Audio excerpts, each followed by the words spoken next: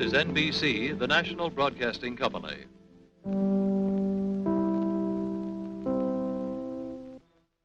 That sound is heard more often by more people than any other sound in America.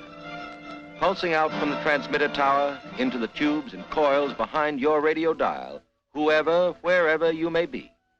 It's like a welcome knock on the door and the sound of the familiar voice of an old friend.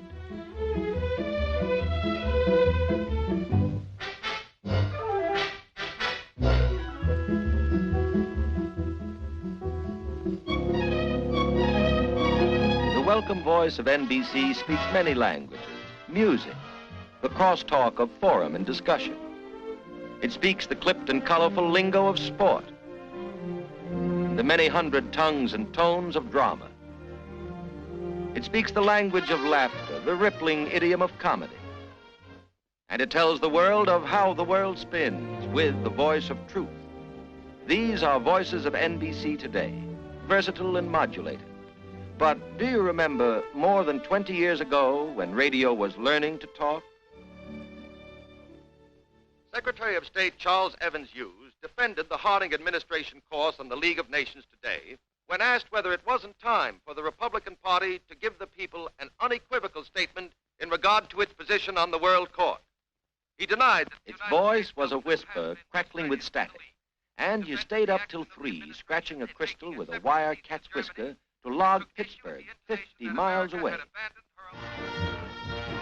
And then radio moved up from the cellar to the parlor, its earphones replaced by a handsome cone speaker, big enough for Dad to get his whole head in as he still tried for distance. Maybe Cincinnati Direct on a clear evening. But it was a magic night late in 1926 when Dad switched to his local station and found that it was linked by telephone lines to 19 other stations to form the National Broadcasting Company. The creation of this pioneer network meant that a broadcast originating from any of these affiliated stations could be heard clearly in the area served by all the others, and always at the same spot on Dad's dial. Now radio was going places, and NBC went with it, extending its network from coast to coast, spanning the nation, to bring the on-the-spot, play-by-play report of Graham McNamee describing the doings in Pasadena's sunny Rose Bowl to winter-bound listeners in New York.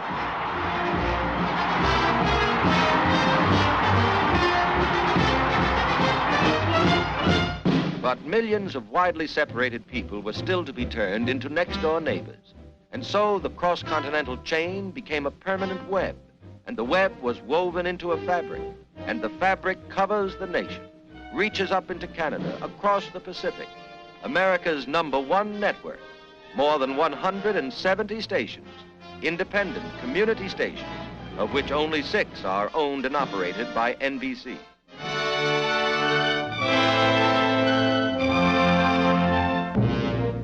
But to affiliates and key stations alike, the industry's focal point is in Radio City, the city within a city. Here at New York's Rockefeller Center is home site and hearth side for the NBC family. And here the welcome mat is laid out for over 500,000 visitors a year, friends from all over the world who've dropped in to see what goes on behind their radio dial.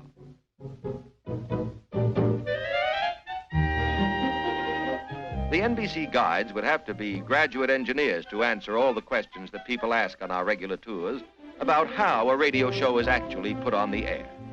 That was a simpler story in the old days when this antique master control desk took only 1 man to operate.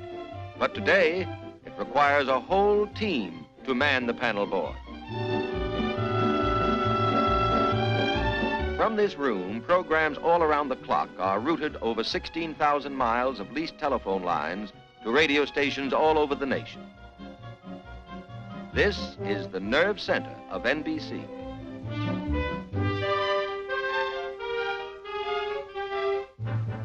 You know, what you hear on the air represents only a fraction of the effort that goes into network radio. The microphone doesn't pick up, for example, the sound of the teletypes in the communications department, which connect our key cities and handle the 3,000 messages a day which are necessary to bring your shows in on cue.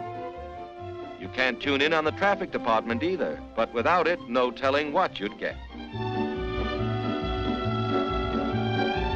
For on this board, every minute of the broadcast day is programmed weeks in advance to be constantly checked and rechecked for split-second transmission to the proper station. Our guests naturally always want to see some of the voices that they hear every day at home. So they usually stop in on a rehearsal studio. Here, behind a soundproof window, they can eavesdrop on a popular daytime serial, getting a final run-through before airtime. Thank you, nurse. Do you want me to stay, Doctor? No, it won't be necessary, thank you, nurse. Yes, Doctor. Sit down, Mrs. Everett, please. Well, Doctor, maybe you found out what's wrong with my husband. Maybe you can tell me about him. All those other doctors... Gertrude, that's Yeah. swell. I liked your entry line. It was flat and it's good characterization. Now, I want to get two emotions in this last speech of yours. I want to feel on that line where you sit down that you're more nervous about entering a doctor's office. I think most people generally are. And also on the other line in that little sentence there, make sure that I have the feeling that you are concerned about your husband's health. It's very serious. Oh, I Is see. that clear? Yes, I see. Just those two emotions All right. in that sentence. All right, let's run that scene again from page 18 with the doctor's line. Sit down, Mrs. Everett, please. On cue now. All right. Sit down, Mrs. Everett. I guess people are more current events conscious these days because they always want to see the NBC newsroom and maybe catch a glimpse of the dean of commentators, Mr. Kaltenborn. And that's the news picture as it looks in post-war Europe tonight. Confused enough to be sure, but certainly not altogether hopeless. Good night.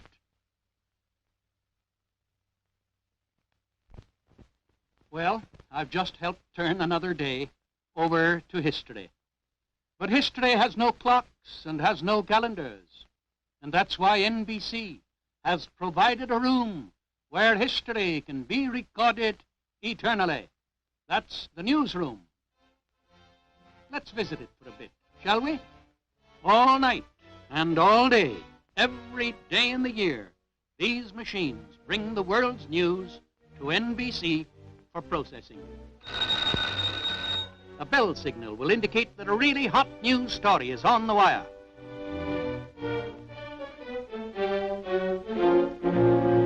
But usually, they just tick away the ordinary everyday facts about the daily doings of humanity, scarcely pausing between stories on the national debt, the international crisis, and the National League. It is our job here to sift these facts, to analyze and evaluate them, bring them into focus with their background, and turn them into stories for radio's newspaper, the only newspaper which is perpetually going to press. Radio's magnificent job of reporting the news is a matter of record. Very little of note has occurred in the last 20 years that hasn't cut a groove in the wax of NBC's permanent transcription file. For radio is not just a thing of the moment. Reserved for all time in its archives are the sounds, the words that history made and spoke as they happened, while it was actually happening.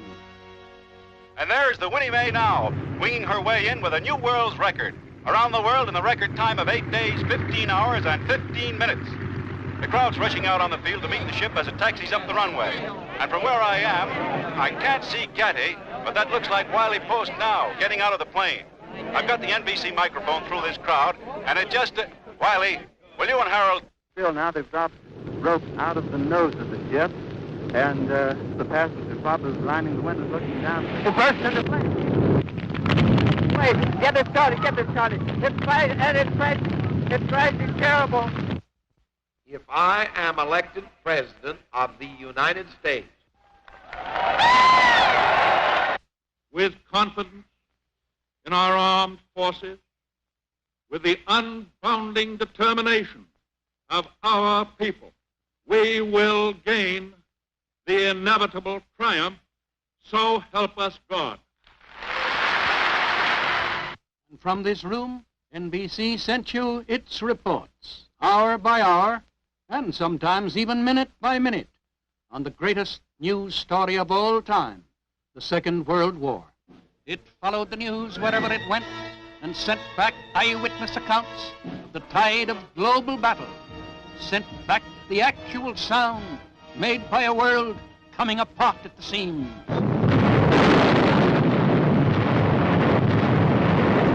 And so today, NBC News and Special Events, mindful of its obligation to keep America informed, has enlarged its facilities so that everyone in sound of a radio has his ear to the ground. It is not intended to suspend the decision of the Security Council by an understanding that these answers have to be in before we act. If you looked closely enough behind your radio dial, you would inevitably find people. At NBC, important people. In the mailroom, for instance, the clerks who handle the thousands of letters you write into us every day. More letters than are received in many a good-sized post office. And the people in the information department who see to it that every letter is answered. For modern network radio is more than just a man with a microphone. It is 1,000 men and women performing tasks without which your receiver would be just a silent piece of furniture. Yes, radio is people. Everyone from the man who tells you who's in Studio 8H to the men who make a living slamming doors and breaking dishes.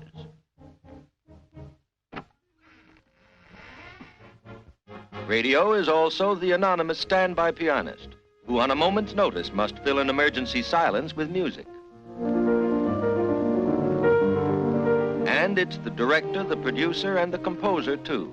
People whose voices are never heard on the air, but who have made NBC's music department the finest in the radio industry. A mass of specialized detail goes into the preparation of a musical program. Every selection must first be investigated for clearance and performance rights.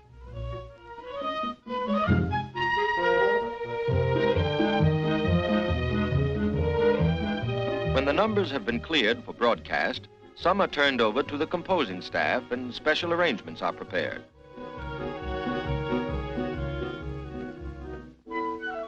The balance of the program may come from orchestrations on file at NBC, the largest and most complete working music library in the world, containing everything from swing to symphony.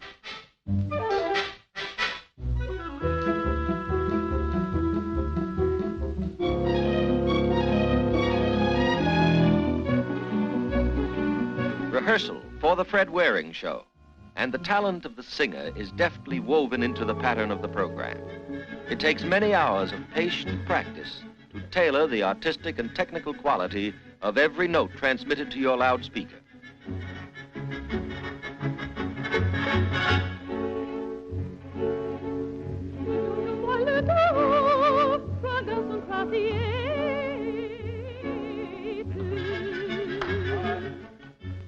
Rehearsing, revising, rewriting, time to the relentless sweep hand of the stopwatch. And finally, they're on the air. Fred Waring and the Pennsylvanians broadcasting today from Radio City in New York. And here to greet you on this nice Thursday is your host, Fred Waring.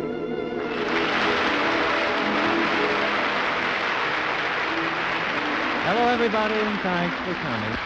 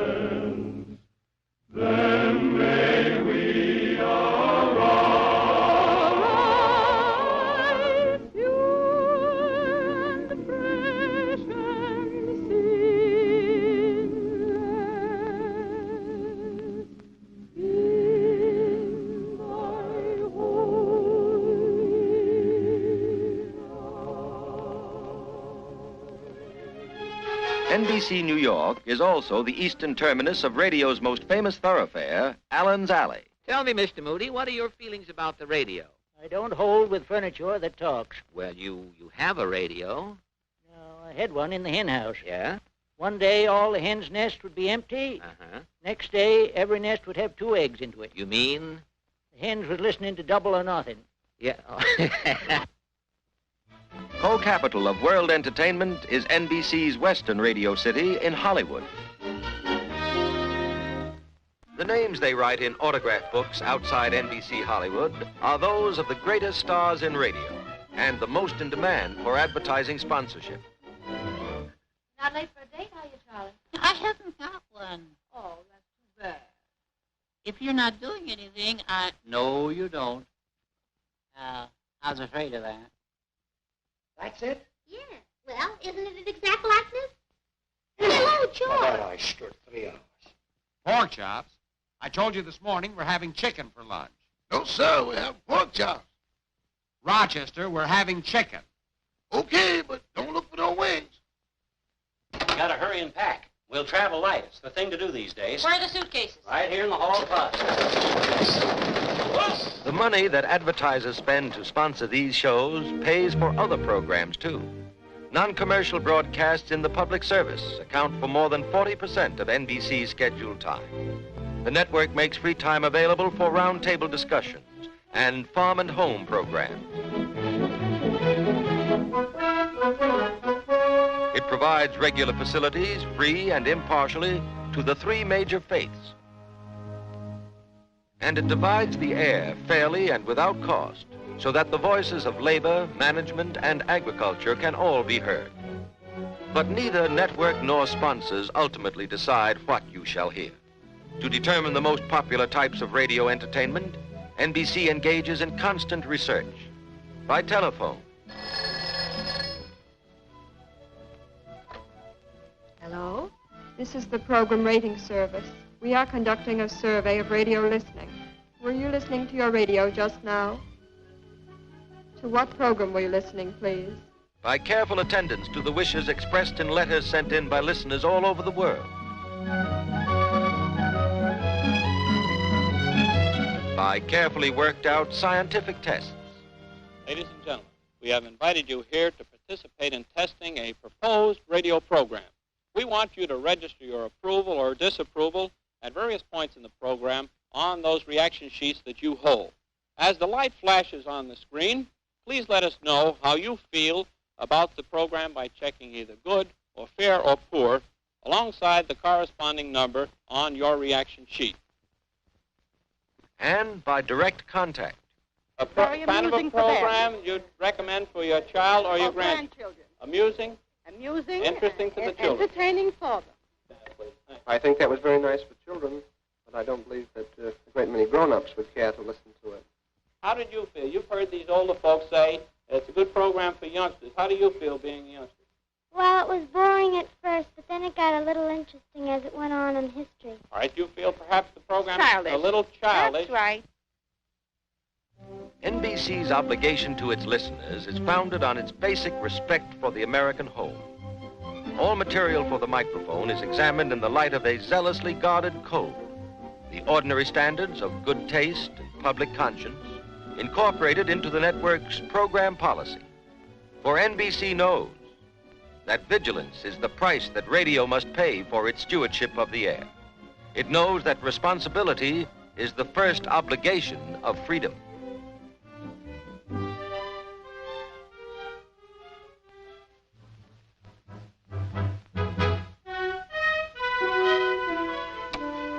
The freedom of every American to turn the switch on his radio and listen without a license to what he pleases when he pleases, and to pay no tribute for what he hears, was guaranteed by the Constitution more than 100 years before the first practical sputter was ever coaxed out of the electromagnetic wave.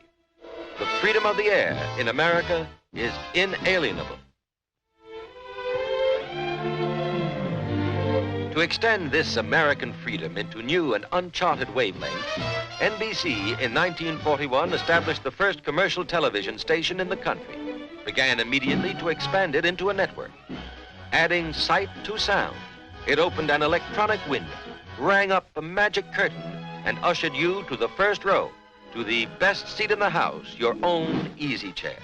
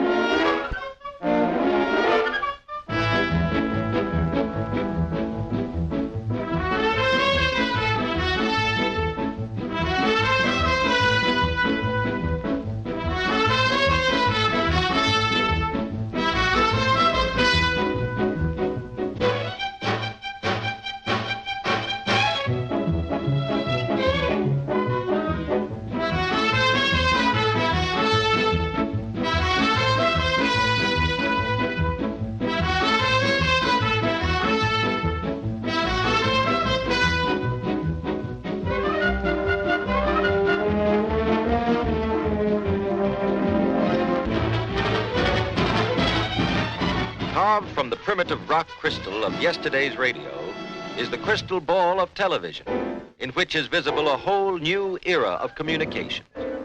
In one generation, voice and vision have transcended space.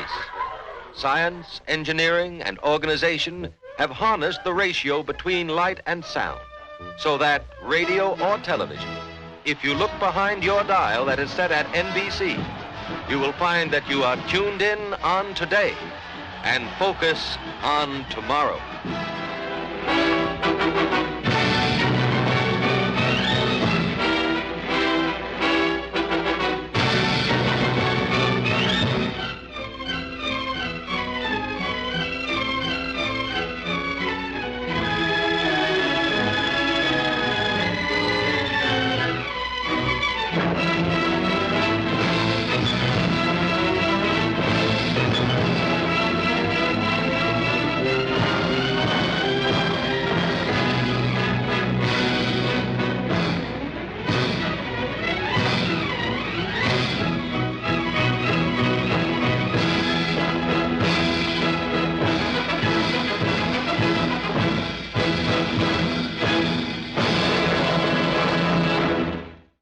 Radio was learning to talk. Secretary of State Charles Evans Hughes defended the Harding administration course on the League of Nations today when asked whether it wasn't time for the Republican Party to give the people an unequivocal statement in regard to its position on the World Court. He denied that its voice was a whisper crackling with static, and you stayed up till 3 scratching a crystal with a wire cat's whisker to log Pittsburgh 50 miles away. And then radio moved up from the cellar to the parlor, its earphones replaced by a handsome cone speaker, big enough for Dad to get his whole head in as he still tried for distance. Maybe Cincinnati direct on a clear evening. But it was a magic night late in 1926 when Dad switched to his local station and found that it was linked by telephone lines to 19 other stations.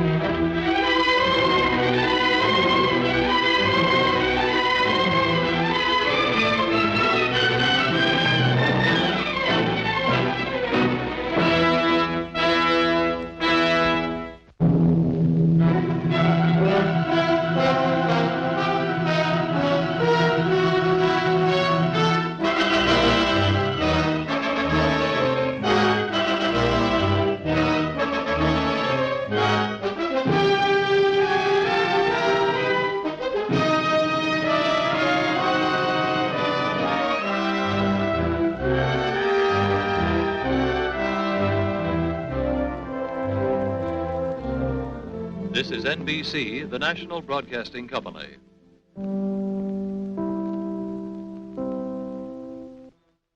That sound is heard more often by more people than any other sound in America. Pulsing out from the transmitter tower into the tubes and coils behind your radio dial to form the National Broadcasting Company. The creation of this pioneer network meant that a broadcast originating from any of these affiliated stations could be heard clearly in the area served by all the others, and always at the same spot on Dad's dial. Now radio was going places, and NBC went with it, extending its network from coast to coast, spanning the nation, to bring the on-the-spot, play-by-play report of Graham McNamee describing the doings in Pasadena's sunny Rose Bowl to winter-bound listeners in New York.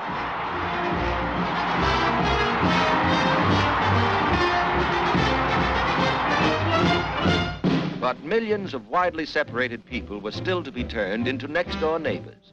And so the cross-continental chain became a permanent web, and the web was woven into a whoever, wherever you may be. It's like a welcome knock on the door and the sound of the familiar voice of an old friend.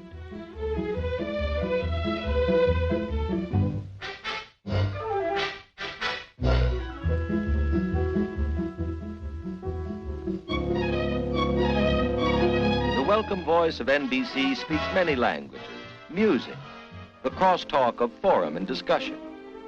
It speaks the clipped and colorful lingo of sport, the many hundred tongues and tones of drama. It speaks the language of laughter, the rippling idiom of comedy. And it tells the world of how the world spins with the voice of truth. These are voices of NBC today, versatile and modulated. But do you remember more than 20 years ago when